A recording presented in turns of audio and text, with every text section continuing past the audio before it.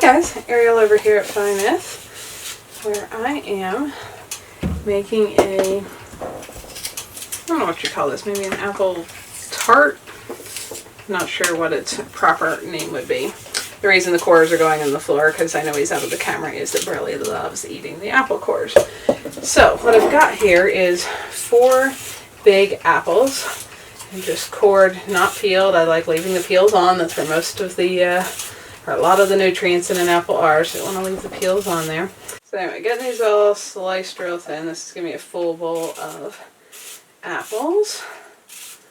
And I happen to have a whole bunch because I was given a few cases of apples, which was pretty cool. So I will be making probably a lot of apple things in the next little bit.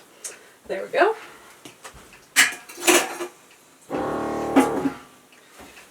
Now we are going to set those aside for a second. And I want to, this is a spring form pan. It's called that if you're not familiar with it because this springs open and it separates like that. And I want to line the bottom of it with baking parchment. This is not wax paper. This is baking parchment. It's a paper you can use in the oven without it catching on fire, at least up to a certain temperature. So I just want to make this easy to get off again. So I'm actually going to put the baking parchment over the bottom part of the pan, and then that spring latches it tight there. So just tear off some of these extra corners. Don't need all that excess in the way, but the paper's square and my pan is round, so it's a good way to not get that. So these will probably just go in the fireplace. So I've got a pan ready. You could also just grease it or something if you want, but I find this makes it really easy to get this out when you're done, which is nice. Okay, next over here in the mixer, and you could do this by hand, but I do happen to own a KitchenAid. It was actually my mother's before I was born. She has a newer one. She gave me this one. And it saves a little time on the hand beating. So 2 eggs here. Oh, and there on one camera I did something I haven't done in years and dropped a shell in it. There we go. So we're going to do eggs, a little bit of vanilla extract. I make my own. Very simple to do. Start with a full bottle of vodka. Pour out, you can use any kind of alcohol, but vodka is kind of the least flavor of its own, so that's nice because you want to get that lovely vanilla scent. Just a teaspoon or 2 there. Anyway, just pour out enough vodka that you can fit the vanilla beans in there. This bottle's so dark it's hard to see now. I probably put 15 or 16 whole beans in there and then let it sit like a year and you will have awesome vanilla extract. That's how real vanilla extract is made, so there's a little side bonus tip for you. And some years vanilla beans are more expensive than others. Back when I had done this a bunch of years ago now, they were fairly cheap that year. I guess there was a good crop, and so those like 16 vanilla beans I think cost me something like $20, and then whatever for the bottle of vodka. But I now have enough vanilla extract to probably last me for the next couple decades, and it's genuine vanilla, so that's much cheaper than buying the little tiny bottles at the store. So I got eggs, vanilla, and then we need a little bit of sugar in here. And we're going to beat this. Let's say we're going for close to a cup. We're going to say that's pretty close to a cup. And let this beat for a second.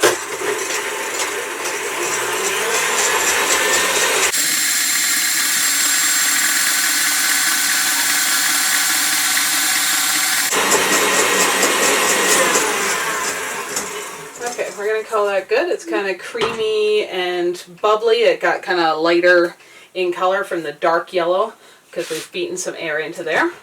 Now we're going to put in a pinch or 2 of salt. Some Redmond real salt there. You can see all the little flakes of the other minerals in with it. Baking powder. You don't have to measure this exactly, but I find it just as easy to use my little measuring spoons as anything else. Let's do about 2 teaspoons of baking powder in there. And And we're going to add a little bit of flour. Today I happen to be using cassava flour, but you could use whatever you like.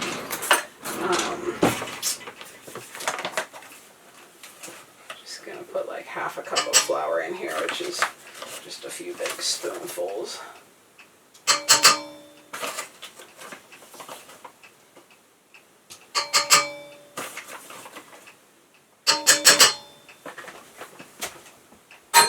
Okay, and we're going to beat this lightly again. Don't want to turn up too high too quick or you get flour dust working its way out. There we go. Leave that for a second. Okay, now we are done with our beater, so we want to clean this off. At this point we don't want to mess up all of the little bubbles in there. We want to keep as many of them as possible. I always clean these whisks off like this. And again, you could have beaten that by hand to start with. It would just get you a little more exercise for your arms.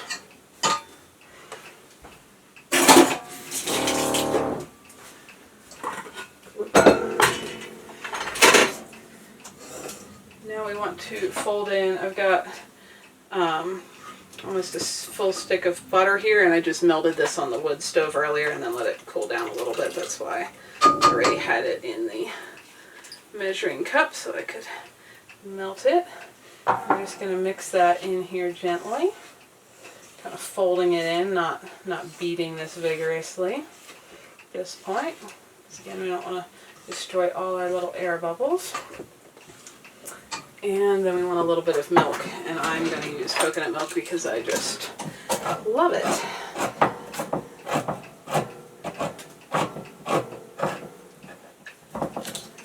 And I've had people ask me, does using coconut milk make things taste coconutty? I don't find that it does.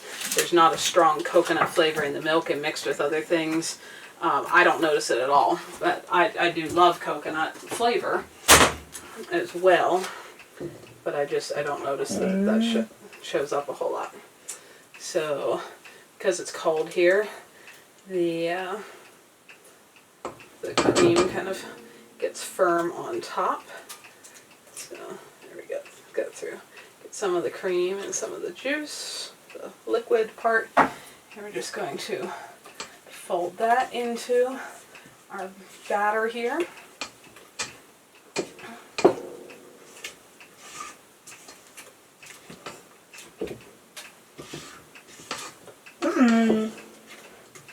Burley's talking to you guys. That's it. He makes a lot of very communicative little noises. Now he's laid down on the floor. I think that noise was, Mom, why are you talking to the camera instead of me? Okay, so we got that fairly well mixed. Now we're going to mix our apple slices into here again gently, because we don't want to lose all our air bubbles that we beat into that mixture earlier. Oh, and I'm going to also turn the oven on. My oven does not take a long time to warm up, so you might want to start yours a little more ahead of time. Now I could hear it light, but since I have a propane oven, I always double check. I can actually see a flame. I'm going to set that at 375. Okay, while that is warming up, I'm going to fold these apple slices in here, just enough to try to coat all of them with our batter. Gently mixing them.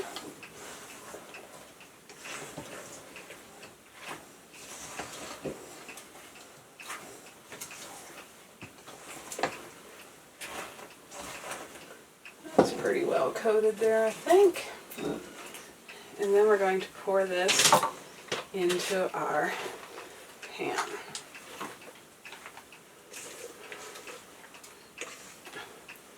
And kind of level, flatten these out here because the slices sometimes try to stick up, and we want to make it as packed and flat of a kind of cake layer as possible without big gaps down in the apples. So do a little bit of flattening and squishing and squashing there.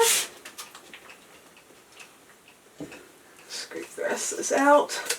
These rubber spatulas are so awesome for helping not waste anything.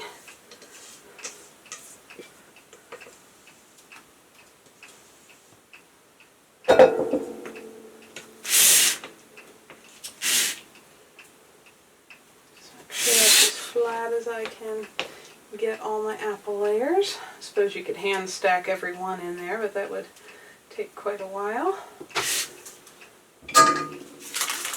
Yes. Go.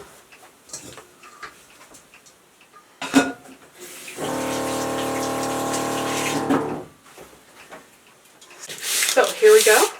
This is our cake ready to go in the oven.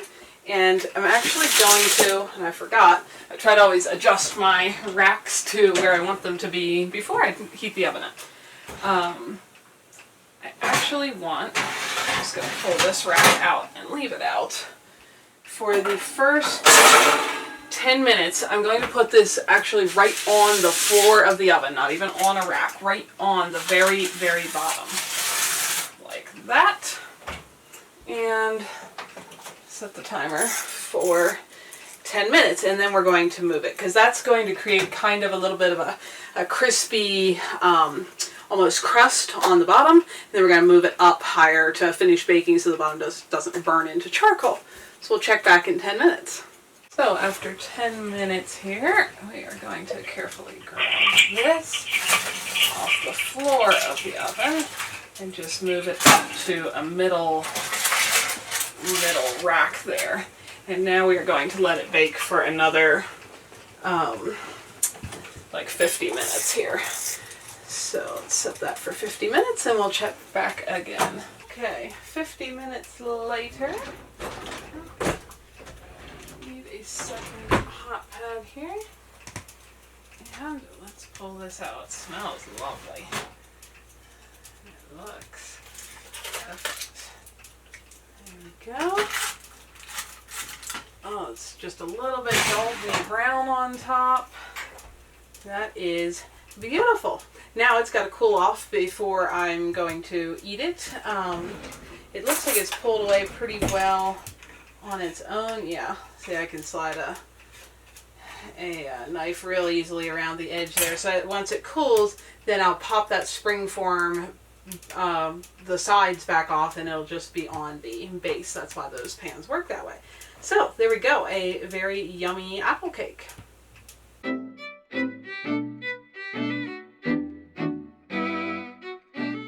Hi folks, Ariel over here. Thanks for spending some of your valuable time watching these videos. Hopefully you found something beautiful, educational, interesting, peaceful, relaxing, or useful while you are here. If so, find more videos here, subscribe so you don't miss any updates, and if you like what you found here, feel free to like and share away so that others can benefit as well. You all have a wonderful day.